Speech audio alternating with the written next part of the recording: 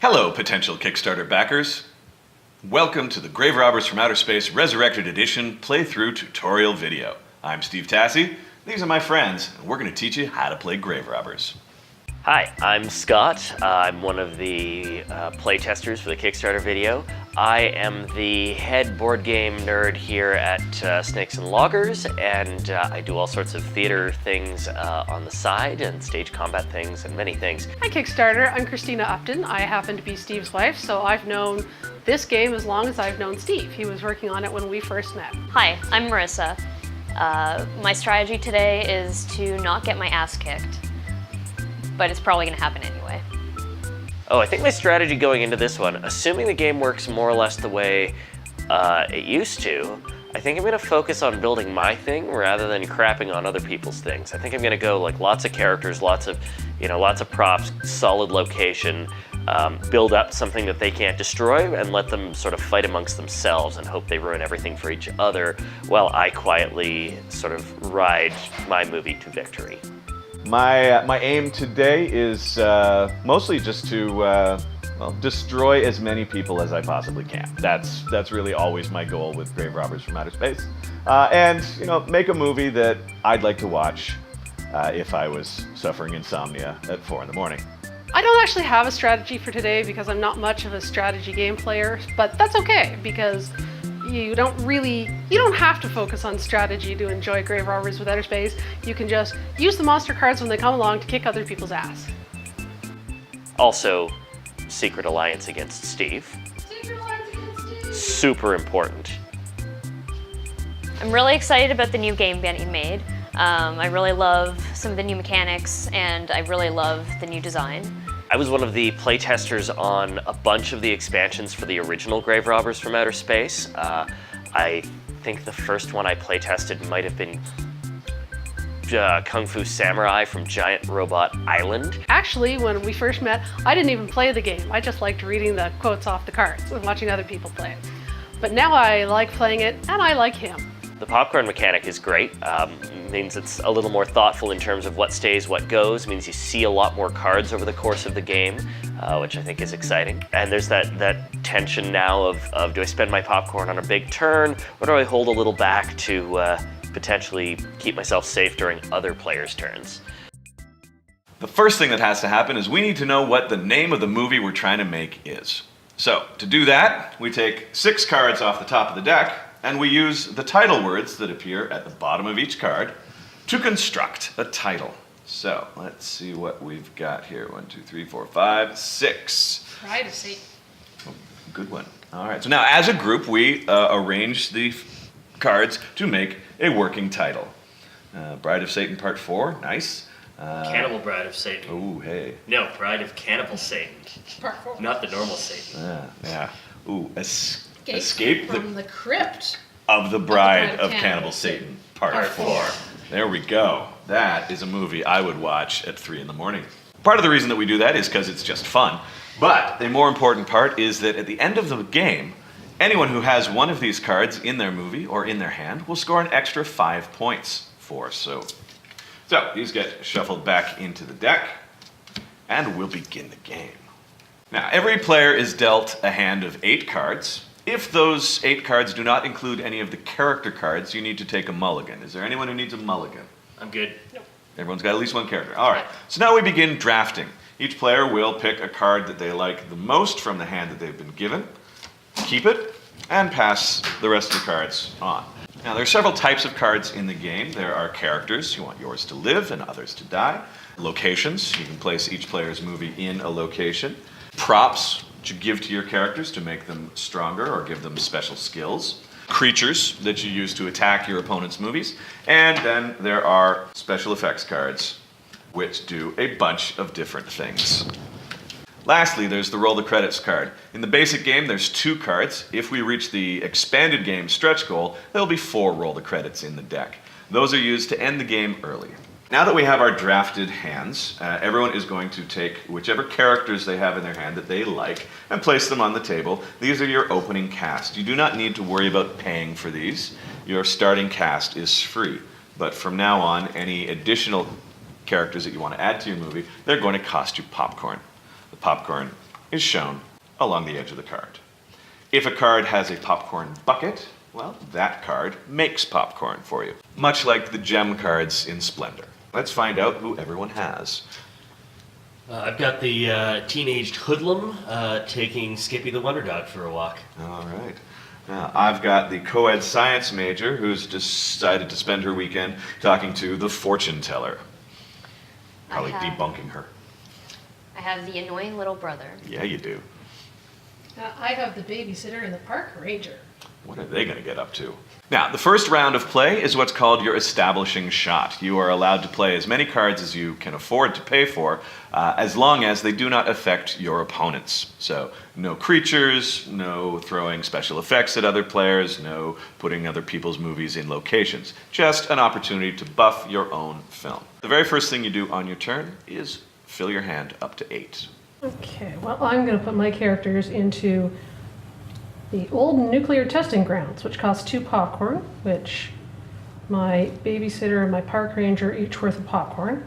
So they paid for that. And then I will get rid of this card to put the park ranger in the old pickup truck. Anytime your movie loses one or more props, you may give one of them to the owner of the pickup. Anytime a character dies, any props or other attached cards that are connected to it get discarded into the graveyard as well.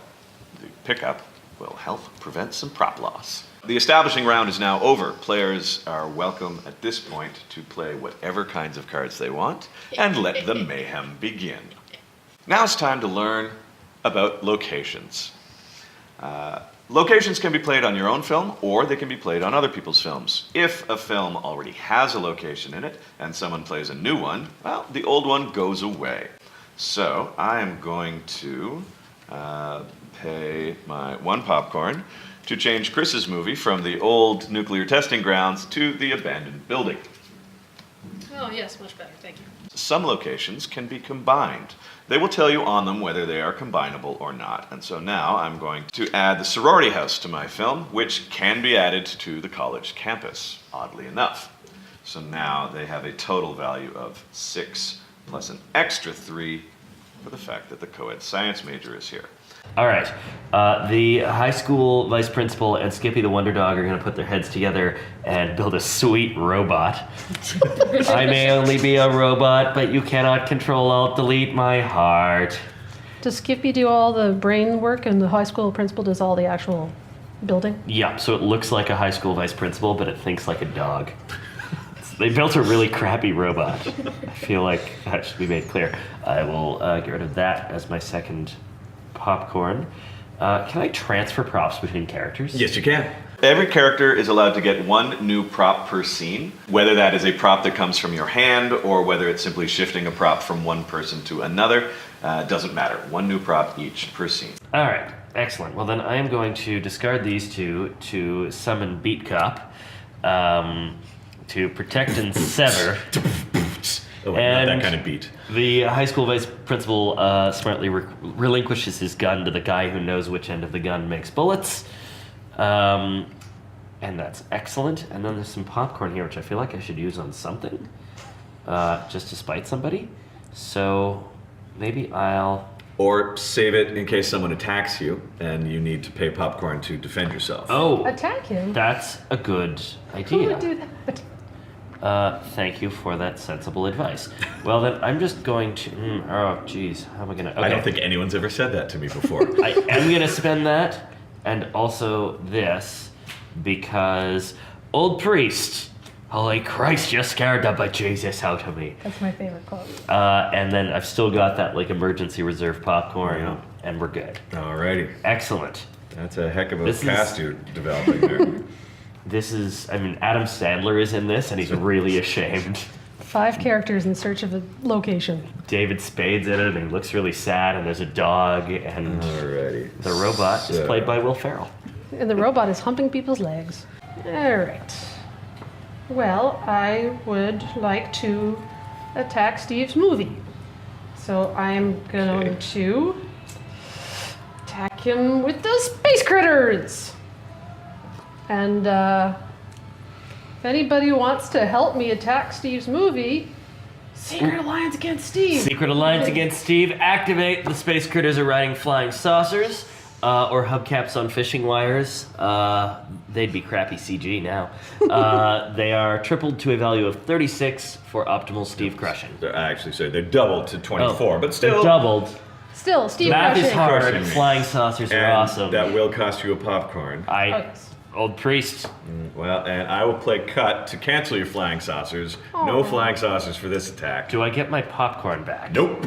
Meh. Not so fast, Steve. You are over budget. So I'm going to stop your FX card from being played. You can't afford to make me not. Yeah. That costs you a popcorn too. Oh, yep. I will get rid of this. Excellent. All right, so over budget cancels cut.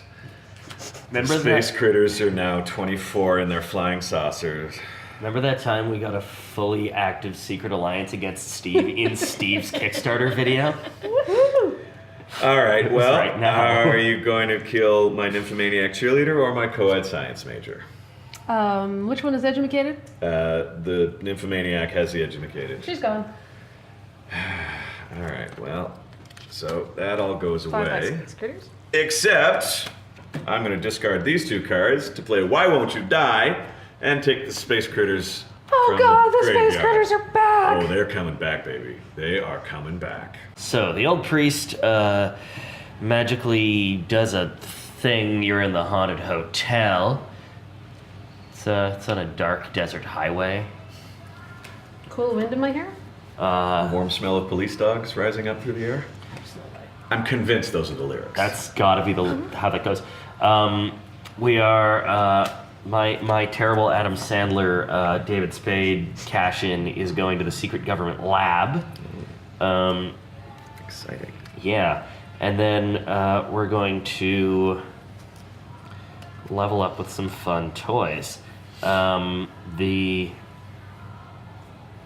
spell book. You know what? The robot's reading the spell book. Like, beep boop, I am magic. And